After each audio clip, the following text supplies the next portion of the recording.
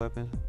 I mean, did he want the vigilante? Did he want the action? I mean, do you think he would have did the same thing, or do you think he would have waited for the cops to come had he not been carrying a gun with him? Mm-hmm. So you think the gun may have further increased his adrenaline, if you will, to go after him? Yeah, I think he might have had a little, I got my pistol, it's loaded and cocked. I'm finna go approach somebody. And you never know where it went from there, how the escalation might have happened. I agree. I think him carrying the gun probably gave him a little more courage. A little more incentive? Yeah, Mm-hmm. I definitely agree. But as far as the whole thing with the hoodie, I think it's ridiculous for anyone to be judged off of apparel or attire. Simply, you can't judge a book by its cover. Mm-hmm. And, you had a gun, he had candy in a tea.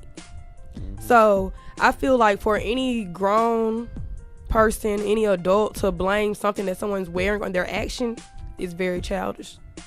And the reason why she says grown is because Zimmerman is 11 years Trayvon's senior. Trayvon is 17 and George Zimmerman is 28, and is also reported by some sources that he is over 100 pounds heavier than Trayvon, which has crossed many people's minds as to what a 17-year-old child who is 100 pounds lighter than a 28-year-old man could do that would prompt this act of self-defense in shooting and killing him. Especially someone that is 100 pounds lighter than you and they're unarmed. Like, really, it was that serious for you to bring out a weapon? Mm-hmm. Like, you felt that threatened with someone that only had a bag of Skittles and a tea on them, but you had a gun. And you felt the need, instead of saying something or whatever, happened before the shooting, that you could just go ahead and shoot someone. Like, I don't feel like Trayvon would have been that big of a threat to someone 100 pounds heavier than them, 28 years old. And I think it's important that our black youth is educated on things, because I had a mentor that used to make a statement in some of his speeches. He said, the black man is a threat to, I'm gonna just say it how he said it. He said the black man is a threat to a white man, both in the bedroom and the boardroom. I mean, we have to understand that as a man, you can be threatening at times. So when you're black, you do have to take extra precautions to make sure you're not put in a situation where you can be accosted and things like that. I know me as a man, I have to, like, if I get pulled over by the police, I know there's a certain protocol being black when you get pulled over by the police than if you're any other race. When you're pulled over by the police, we have to be extra cautious and extra careful in our, I'm not saying it's right, but that's life. You don't think that those same rules apply to other ethnicities as far as the caution they have to exercise? I think it applies to darker people. But I don't think that's fair that you feel like the need to dumb yourself down because of someone else's insecurity. If you feel threatened because of the simple fact that that is a black man, that's something personal within you that you need to work on. Right, but as a black man, you have to understand that there are people in this world that have issues that are afraid of you and intimidated by you because you're black. Even if you're younger than them, you're still a threat to them. That's to be understood, but to walk around and feel like you have to carry yourself a certain way because of the way someone else feels, because you're a threat to them because they feel that way, I feel like that's wrong on so many levels. Well, Jesse J. Campbell, who is an assistant professor of conflict resolution and philosophy at Nova Southeastern University in Fort Lauderdale, Florida, released a statement. She says, quote, "This kid happened to have fallen into a wrong shade of black, and coupled with the fact that he was hooded made it more problematic. Unfortunately, African American males cannot conduct themselves in the same way that young white males can." Also, Allie Braswell, CEO of the Central Florida Urban League, quoted, "It is because society has said that a young black male dressed in this manner is up to no good. Some of this is self-inflicted by dressing style, but it doesn't mean every kid who puts a hoodie on is up to no good." I agree. I agree with that. Yeah.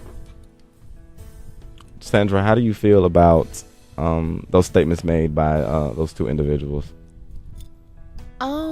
To me, it's like, I kind of agree with what Jelisa was saying. It's more of an insecurity within, you know, people that feel like black people are a threat to them. But in this case with Trayvon, it's like, how intimidating can you be walking by yourself with Skittles, with the iced tea? It's just, that's very harmless. You know, you're just walking, and he approached him. So, I mean, I see if Trayvon was approaching him, going to attack him, but he came at Trayvon, so it looked like he was more of a predator to Trayvon than Trayvon coming towards him. I know if somebody was approaching me, I'm going in attack mode. So if you coming to me, I may just like, you know, hold up, what you doing? I may get defensive. If you're coming to approach me. So if anybody had the right to defend themselves, it would have been Trayvon and not George Zimmerman. Well, just to give everyone background information on George Zimmerman. George Zimmerman, according to the Seattle Times, his father is white and his mother is Peruvian. And like I said, Peru is a country in South America. And his family is eager to point out that some of his relatives are African American. And in the past 8 years, according to the Sanford Police Department, he has called the police department at least 46 times with reports of various sightings, such as open garages and suspicious people. Zimmerman had attended a 4-month law enforcement program in 2008 at the Seminole County Sheriff's Office, according to their spokeswoman, Kim Kennedy. And in his application for this course, Zimmerman wrote, quote, "I hold law enforcement officers in the highest regard, and I do hope to one day become one." I find this statement a tad bit interesting, simply because of the fact that, do you think there is a possibility that George may have been living out this dream of being a police officer by forcibly pursuing an individual, just as police officers do? He was playing rent-a-cop. Like, he was trying to be the man of the day. He was trying to save the day. He really thought that Trayvon was up to no good, and he wanted to stop him. And he took it too far and to the extreme. So he wanted to make himself look good, but he really just made himself look bad, even worse. So how do you David E. Reddick or Jelisa or Mr. Allen, how do you all feel about this idea that George Zimmerman was maybe possibly trying to play this cop role, this officer role? I think he did wrong by doing that. You know, you want to be a policeman, but you know, if you go out and do something like that, no way you're gonna get law enforcement now. She made that decision, and I think he probably regret that now because he won't get a chance to make that now. Yeah. That is true. I think that Zimmerman should have acted within what he was supposed to be doing. If you're a neighborhood watch and the rules clearly say, you know, no weapons, no need to pursue others, wait for the police, that's what you should do. Stay within your means. Sometimes people take that, and this is what I think happened here. You know, have you ever seen somebody and you thought, this person doesn't like me, and then you create this whole grudge against this person, and then one day you sit down and talk to the person and you find out they don't even know who you are. Yeah. They're not even thinking about you. Sometimes we build a cocoon, if you will, around ourselves, around our emotions, and we create our own universe, our own existence, and we actually attract, you know, these circumstances to ourselves. You know, if you think somebody don't like you, and then they may walk by you and not look at you, and that just reconfirms to yourself, intensifies, this person doesn't like you, and then it just validates it to you, and then next thing you know, you hate this person, and they don't even know your name. And I think you know, through that, it happens sometimes with that, you know, that rent-a-cop personality. I want to be a cop. I'm a cop in my own world, in my own mind, and then you create that kind of sense of self-justice, street justice, and it becomes real, like this situation, and the cost of it is just, it's too high of a cost. We need to come grounded and come back to, you know, reality when it matters. You know, play pretend in your bathroom or something. I don't know. Well, it also has been reported that in July 2005, Zimmerman does in fact have some type of criminal history. In July 2005, Zimmerman was arrested for an assault on an officer and resisting arrest after an incident that took place in a local bar. Zimmerman explained that the case was born out of mistaken identity. So it has been reported that he does have some history of aggression, possible aggression, unnecessary aggression. And do you think this may have this history, this incident, especially when he resisted arrest, may have manifested itself in the Trayvon Martin case? I think it kind of does, because this man wants this type of power and he wants this type of respect.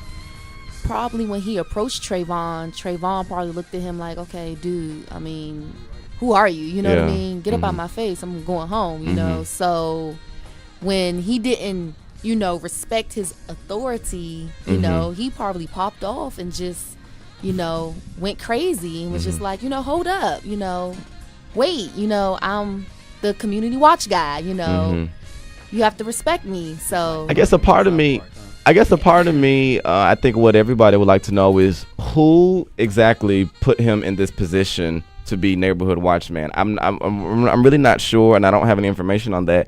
I'm not sure whether he was appointed this position or whether he, how we self-appoint ourselves to do certain things in certain situations. I'm not sure whether he was actually appointed to this position, possibly by the neighborhood's homeowners association, or whether he self-appointed himself to be this neighborhood watch captain, or people in the neighborhood maybe saw him as this neighborhood watch captain. I'm really not sure, how he was dubbed this position as neighborhood watch captain. Earlier this week too, by the way, as I told you, George Zimmerman did attend, and I say did because you're about to find out why. He did attend Seminole State College, which is there in the city of Sanford, Florida. And earlier this week, George Zimmerman was forcibly withdrawn from Seminole State College because of the controversy surrounding his involvement in the Trayvon Martin killing. Seminole State College actually released a statement earlier today that says, quote, "This decision is based solely on our responsibility to provide for the safety of our students on campus as well as for Mr. Zimmerman." So he is no longer a student of that college. He has been removed, has been expelled by the university. Do you all think that was necessary for, he was removed by the college, I'm sorry, not the university. Do you all think that was a necessary decision to basically take this man's education away from him because of this Trayvon Martin situation? I would think so, because like you're a celebrity or something, and you do something, that's it, and you got a lot of sponsors, they're going to take you off. So, I think they did the right thing. Personally, I do.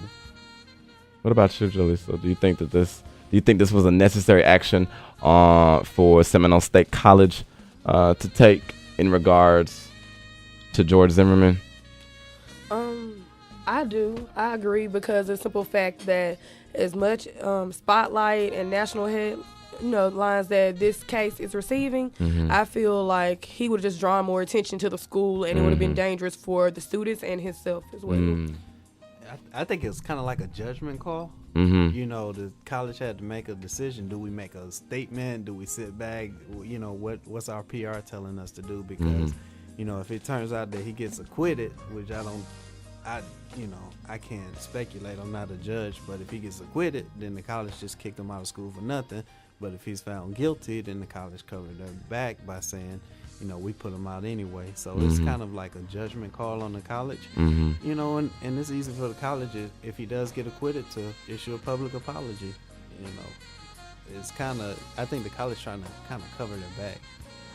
Everybody in this case is trying to cover their back. I think that everybody wants to wash their hands off with it and just not take responsibility for anything that's in any going way on. In any direction. I don't know, if you were going to go into the whole thing about the the guy that stepped down, the sheriff, the police, the Sanford Police, the police chief, he temporarily, he has not, temporarily stepped down, and it's like, who is going to take responsibility? Who is really going to, seek justice for Trey? It's like, it's crazy because everybody wants to run away from the issue and, dismiss themselves. Like Seminole State College, they probably didn't want to be affiliated with George Zimmerman. He could have been an outstanding student. I mean, we don't know, but they're just like, he's not one of us. So